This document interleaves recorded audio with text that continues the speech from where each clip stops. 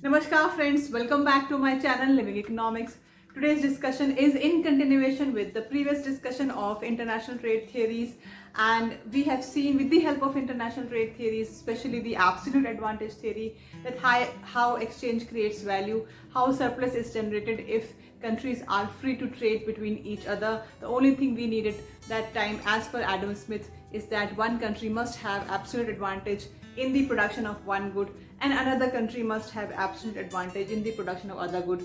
If they specialize in those things, in producing those goods, and later on if they exchange, they definitely will be on the higher level of consumption. Today's discussion is based on comparative advantage theory, which is propounded by David Ricardo. He further extended the theory of Adam Smith, and he suggested that even if one country has absolute advantage in the production of both the goods and the other country doesn't have that absolute advantage, but still if there exists comparative advantage, this free trade will generate surplus and both the countries will definitely be on the higher level of consumption. So let's see and watch how this magic happens again through my video. In the previous discussion of absolute advantage theory, you must have observed and thought that what if one country has absolute advantage in the production of both the goods? Whether free trade still will generate surplus? No. As per Adam Smith, each country should have absolute advantage in one of the goods, and then only if they specialize they can generate surplus, and then only free trade can benefit both the countries. So here Adam Smith's theory has limitation, and from this place the theory of comparative advantage propounded by David Ricardo takes charge. As per Ricardo, he says that countries should have comparative advantage in the production of one good. If this happens, if this exists, then definitely free trade will generate surplus and both the countries will be on the higher consumption level compared to when they are under autarky or when they are not opening up or a closed economy. So let's see with the help of our representation. Okay, I guess before we go to see the representation, we must understand what comparative advantage is. Comparative advantage is one country has comparatively better position in producing one good compared to the other country. Now this better position is measured with the help of opportunity cost. Then in other words, a country which can produce one good at a lower opportunity cost compared to the other country is having comparative advantage in the production of that particular good. For example, in the previous case, if you see, we were talking about blocks and coins. So let's say country A can produce either one block with the amount of resources or produce two coins. In that case, in order to produce one block, this country has to give up two coins. This is the opportunity cost of country A in producing one block. Now let's say country B can produce one block by giving up three of coins. Then in that case, the opportunity cost in country B of producing one block is 3 coins. You see, country A can produce one block with lower opportunity cost, which is 2, compared to country B, which can produce one block with the opportunity cost of giving up 3 coins. So in this case, country A has comparative advantage in the production of blocks compared to country B. So we will take such examples and we will see how when one country has comparative advantage in one good compared to the other, specialize in that particular in the production of that particular good, may generate surplus, and this surplus can be exchanged between the countries, so both the countries will be on the higher level of consumption. Okay, so let us find out how the countries, even in the state of comparative advantage, can generate surplus when they're specializing, when they're exchanging goods and services with the other country, in the sense that there is no barriers to trade and there is a complete free trade. Now, just like we have understood the assumptions of absolute advantage theory, here also we have the same assumptions. Two countries, two goods, labor is immobile among the countries, but it is completely mobile within the country. The resources are given and the technology is also given. And last but not the least, resources are equally efficient in producing both the goods. Now let us say that country A produces blocks and coins. In the same manner, country B also produces blocks and coins. Country A can produce whatever resources it has, can produce either 16 blocks or 10 coins. On the other hand, country B can produce either 8 blocks or 8 coins. So if country A wants to divert all its resources in the production of blocks, it can only produce blocks but no coins. In the same manner, if country B wants to produce only blocks, it can produce 8 blocks but no coins, right? Or both the countries can only produce coins but no blocks.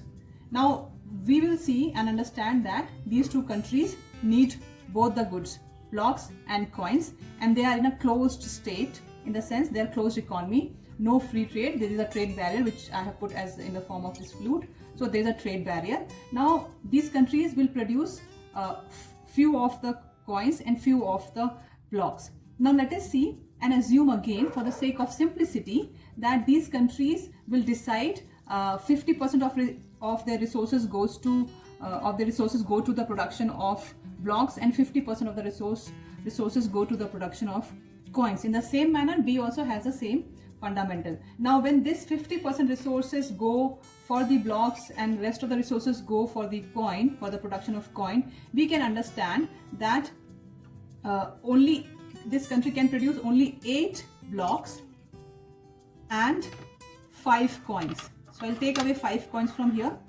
right? Now you can see this country is producing 58 blocks and 5 coins. In the same manner, country B is producing only 4 blocks and 4 coins, right?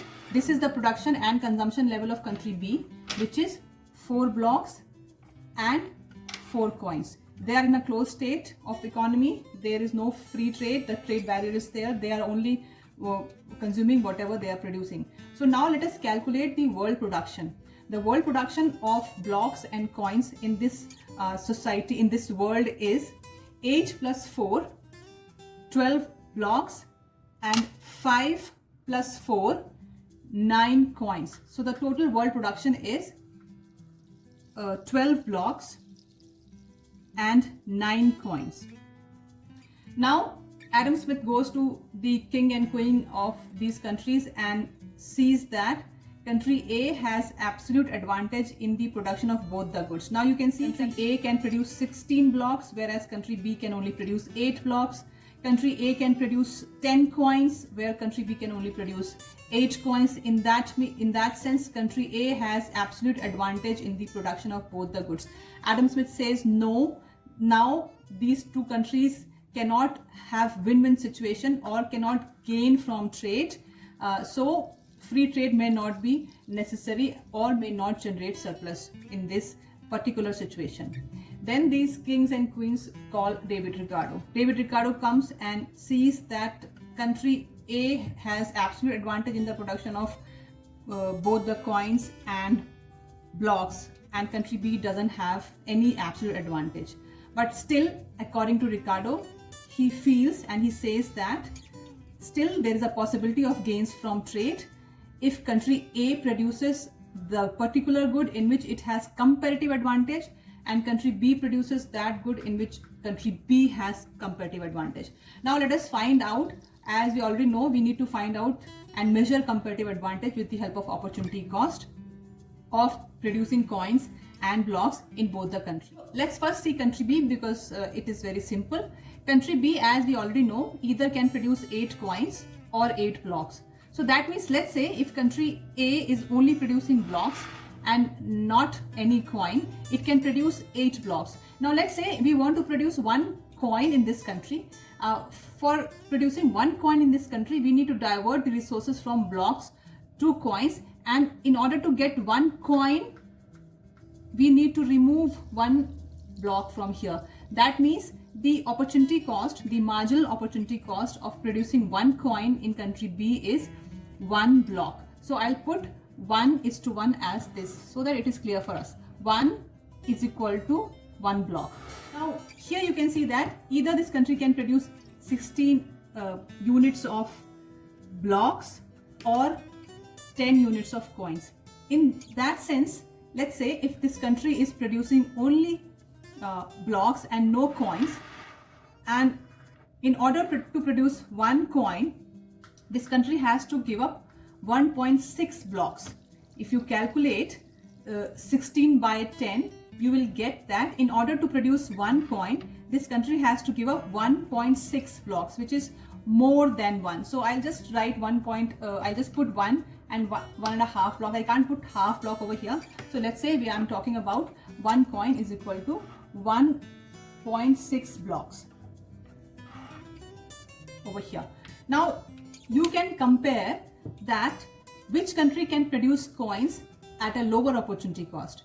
It is clearly visible and understood from this maths that in order to produce one coin, country B only gives up one block, whereas in order to produce one coin, country A has to give up 1.6 blocks. This clearly shows that even though country B doesn't have the absolute advantage of producing coins or blocks compared to country A, but it has comparative advantage in the production of coins compared to country A, because it can produce one coin at a lower opportunity cost, which is one block, compared to country B, which has to give up 1.6 blocks in order to produce one coin. So David Ricardo in this sense will suggest that country A should specialize in the production of blocks, whereas country B should specialize in the production of coins. Now here we will see that complete specialization like in absolute advantage theory may not be possible, but country A will be producing more of blocks and less of coins, and country B may only produce coins and no blocks. So after calculations, David Ricardo suggested that this trade barrier should not be there. There can be a free trade and still both the countries can gain if one country is specializing in the production of coins and the other country is specializing in the production of blocks based on their comparative advantage. So to country B, David Ricardo suggested that it shouldn't be producing half of both the things. Since it has good comparative advantage in the production of coins, it should be producing all the coins. When it is producing all the coins, the 4 blocks should be removed, because the opportunity cost of producing one coin is 1 block. So if we are adding 4 more coins, we are removing 4 blocks from here. So this country is not producing any blocks but coins only. In country A, David Ricardo suggested that it should produce more blocks compared to coins. So he suggested to produce 2 coins and rest of the blocks with the resources. Now you remember the opportunity cost of producing one coin in country A, which is 1.6. Now in order to produce 2 coins, country A has to give up 3.2 blocks. Now let us make it simple and round it off to 3 blocks. So out of 16 blocks, country A has to remove 3 blocks because it has to produce 2 coins over here. Now you see after specializing, country A is producing 13 blocks and 2 coins. 3 blocks are removed from 16 because it has to produce 2 coins, and we have rounded off the figure of opportunity cost from 3.2 to 3. So you see this is the total world production over here. Under autarky, the total world production was 12 blocks and 9 coins, whereas under free trade, the total world production was 13 blocks and 10 coins. The surplus of 1 coin and 1 block is generated with free trade. Now let's say the bargaining happened and the price ratio between these two countries is 5 blocks compared to or is to 4 coins. Now this is the price ratio where if country A gives 5 blocks to country B will give 4 coins to country A. So this is the terms of trade or the bargaining between these two countries. Now the 4 coins go to country A and 5 blocks go to country B. Now you see the consumption level of country A and B, and let us compare it with the consumption level when these countries were closed economy or under autarky. Earlier, when country A was under autarky, it was consuming 8 blocks and 5 coins. But now you can see that it is consuming 1 extra coin. That is how surplus is generated. You can see country A is clearly on a higher level of consumption because it is consuming one more coin, which was not there when autarky was there, when closed economy was there. Here also you can see that country B earlier was consuming 4 coins and 4 blocks, but now it is consuming 1 extra block over here. That means clearly country B is also on a higher level of consumption by consuming 1 more block with just simple exchange of goods and services, with free trade, with no barriers to trade. Both the countries, under the condition of given resources and technology, with simple specialization, are consuming at a higher level with 1 extra coin and extra block compared to when they were closed economy. So we have seen the magic of exchange, we have seen the magic of free trade, we have seen the magic, the gains from trade. Country A and B gains from trade by consuming 1 more coin and 1 more block respectively. So you have experienced the magic again. In order to see more magics of economics, please stay tuned with me on the same channel, Living Economics. Till then, take care. Bye.